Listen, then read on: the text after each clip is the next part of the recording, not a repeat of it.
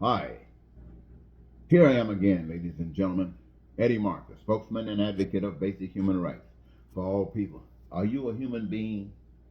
Wherever in the world that you might live, Eddie Marcus, this guy right here, is a champion for you that you may have your basic human rights.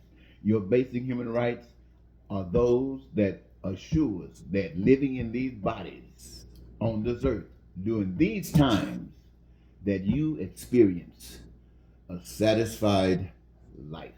Every last one of you. That means I got to tell you how that is done. That is done because it was made by a power you can't see for the purpose of having it done. I call that power God. Some of you have heard of God. And many of you don't believe in God because you've heard and seen so many things done in the name of God that was nothing but devastating and persecuting. And I understand that. But I come to tell you about the God of love, the God that is responsible for you, the God that is prepared for you on the outside and the inside, and gave you the ability to do what you have to do to participate so that you can be equally, yes, sharing in that satisfied life. Listen, the plan for God, from God to you, is that we as human beings live as a family. A great big family nonetheless. But you remember a nuclear family when you just had a husband and a wife, maybe, or a man and a female, maybe weren't husband and wife, but were male, female. And how they participated together when they did their things alone. It was because it was the way it should be done. But those things that should be done together were done together because that's the way they should be done. And one of them was creating additions to the family. One, two. And as you do that, allow them to watch and participate in the things that you do so they can learn not only talking, but walking. And so that they will understand at least that something is done. And so when it is their time to do something, they have no problem with it. It might be something that they learn from mom or dad, or it might be something that's ingrained inside of them special. And the family may grow and grow and grow. But the family looks after one another. Everybody doing what they do. Some of them doing the same thing, some of them doing different things, but put together, it meets the needs of this family. As the family grows, more people participate and the needs grow, so they're doing different things.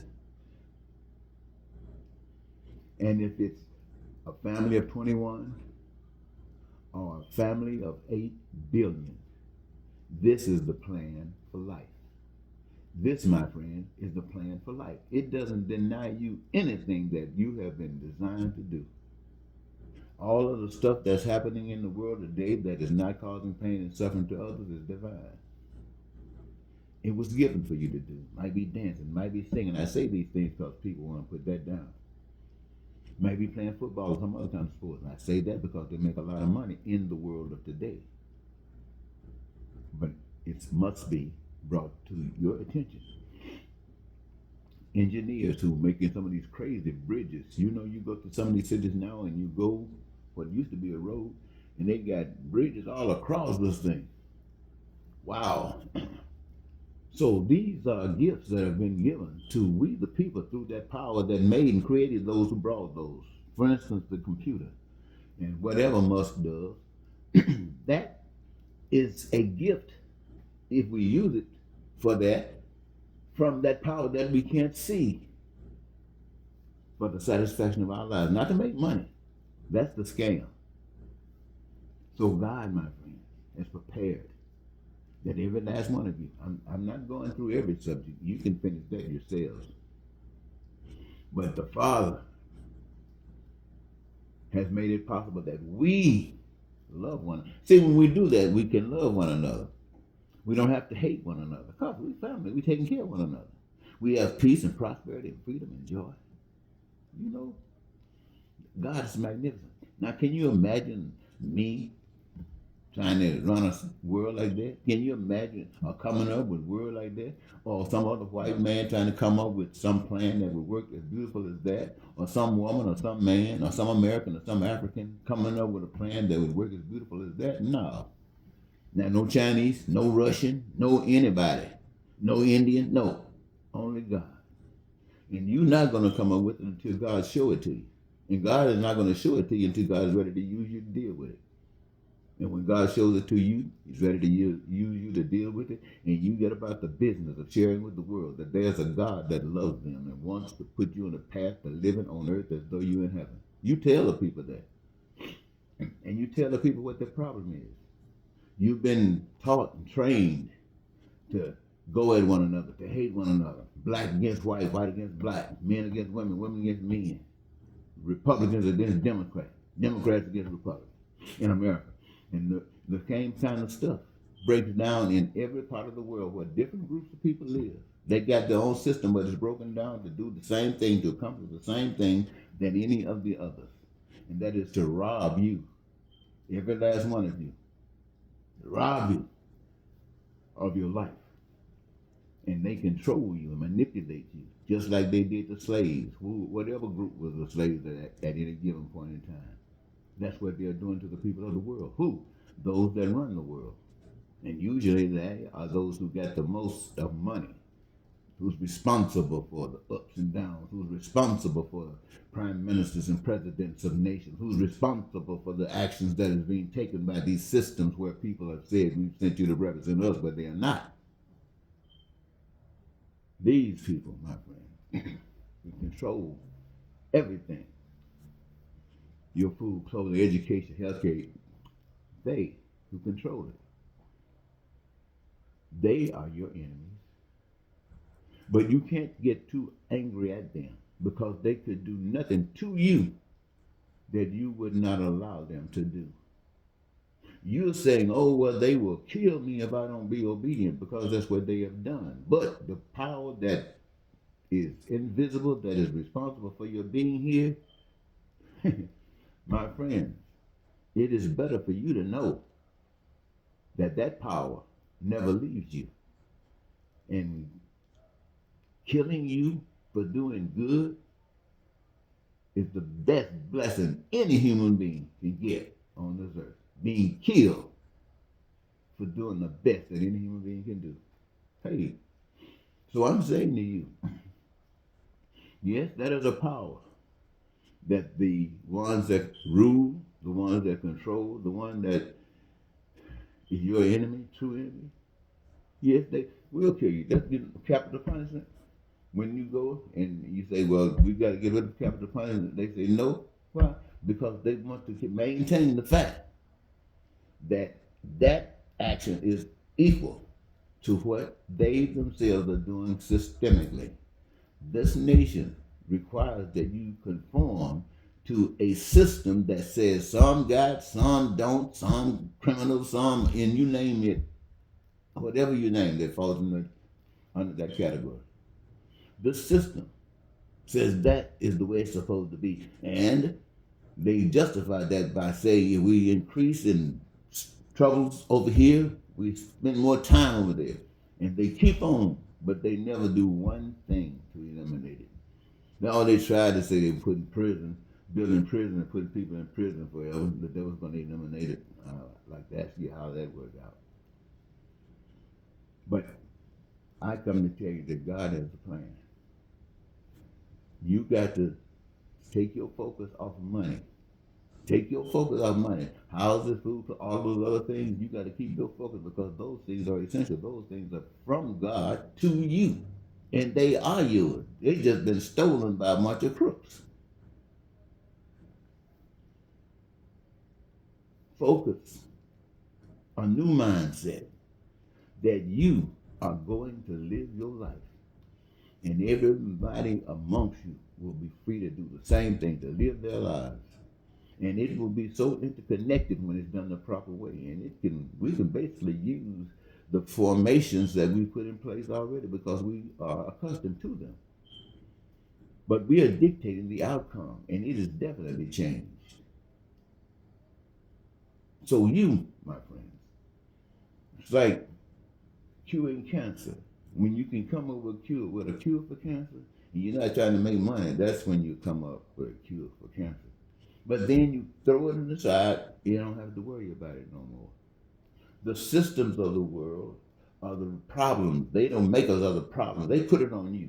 But it's not you, it is them. It is the failure of the systems of the world that create your problem. Whether it's war or sleeping on the street with the dog dookie. It's the system that allows that. And you permit it because you don't know any better. God wants you to know better. You have only seen man talking about God in a book. They don't know anything about God. They're telling you what they read. You read it, you get the same thing. You might come up with different evaluation only because of your experience. But that's not telling you nothing about God. These guys can tell you nothing about your own mother. They've never seen her, never met her. As close as they got to your mother was to you, and they don't even know that was your mother because you were adopted. But to know your mother, whether you were adopted or not, tells you and brings you into a different arena. And if you recognize the power behind all power, then that takes you to the different category. Yes, my friend, it takes you to a different place, a different mindset. And the one that we're sharing about that power of love that got it possible for me to stand up, sit here before you today on this day, after just talking to you a few hours ago, and a few hours before then, seems like I can't stop talking. I'm saying the same thing over and over and over again. You probably found that out by now. Change the subject, but the same thing as God is the solution.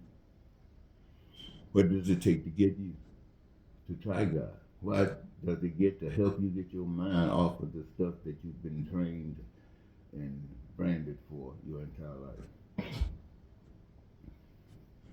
Does it take a dictator to come and interrupt your program? You know it. It's so bad, so devastatingly that you fall on your knees praying that there is a God? Is it that bad decisions are made with whomever you have allowed to lead your nation? Then war comes, and then these bombs are dropped. And just like you saw in other areas where fighting was taking place, now happening in your own, you're going through the same kind of pain and suffering that others have gone through. Would that help to bring you closer to wanting to reach out to God? Or maybe it's the tsunamis that would wipe out all these little cars you got sitting out in your yard. They'd be flown all over town. Hurricanes, the tornadoes. Look, these things happen. They happen to people all the time, but for many of you, it never happened. Does it take that to happen to you too, so you can feel the same pain that it happened to other folks? Does it have to do all of us before we can wake up? If that happened, what would we do? What would we do? Your government system couldn't fix that. Because first of all, these guys don't want to get rid of their money. Because that's where their power was. But they still want to manipulate you and try to do certain things and pay you little wages so you can sleep under a tent now, stop sitting with the dogs. And this is not putting them down beyond the fact that they must be exposed. But exposure, we don't know where they come from. We don't know what motivated these men and brought them to this point. We can have our little opinions. But we can ignore that crap and love each of us and them because they are part of our family that's misled. And like we don't go to war because they do, we don't hate because they hate. We show them what they will not show us because they don't know any better. And if we show them the same thing that they showed us, that means we haven't learned anything and we are not really permitted to be talking. So what am I saying? I'm saying, yes, Donald Trump has done some despicable things. He has shown America how ugly America is. He, Donald Trump, and those who are sliding behind him is part of what he has shown America and how that ugliness is just spreading. But in love, we know that joke is ignorant. And so if and when we could stand up and light that light in such a way that it doesn't matter what they do or what they say, and that would include not putting Donald Trump in prison, even though he knows and the world knows he needs to be there, but not putting him there because he's irrelevant. in life beyond the road that he would play once he realized that the crap he's pulling ain't going nowhere. We got to stand up, ladies and gentlemen. Let God lead us. Let God lead us. Now I'm telling you things right now, and the most thing you can do for it, perhaps that I can say, is talk with amongst one another. Wherever you gather, talk. Share it. If this is good news, share it. And plan your future, your beautiful, wonderful future that's just waiting for you to stand up and claim it. And the time will lead us to the next steps and the next steps. But right now, embrace your family, regardless of nature, regardless of hate, regardless of what it's been in the past. Reach out to those. But those that you haven't hated, you didn't have a reason to hate. Maybe you were friends, maybe not, but you can embrace them right away. Have some cheese, sit on the corner. Even if you've been sitting out there sleeping with the dog duty. Rise up and say your day is coming. And you're willing to pay a part because you know it's going to be beautiful. Because it can't be nothing worse than this. All right, ladies and gentlemen, I want to thank you so very much for giving me this your time. Once again, it is Eddie Marcus, spokesman and advocate for basic human rights for, again, all people. Goodbye for now.